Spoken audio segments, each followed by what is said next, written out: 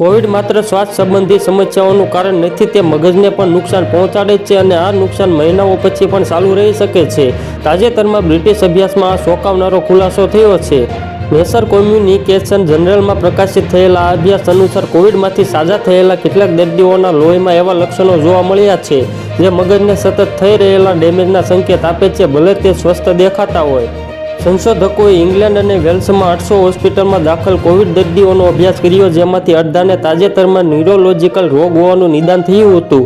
તેઓએ આ દર્દીઓના લોહીમાં મગજને નુકસાન પહોંચાડતા પ્રોટીન, એન્ટીબોડીઝ અને બળતરા તત્વોની માત્રાની તપાસ કરી.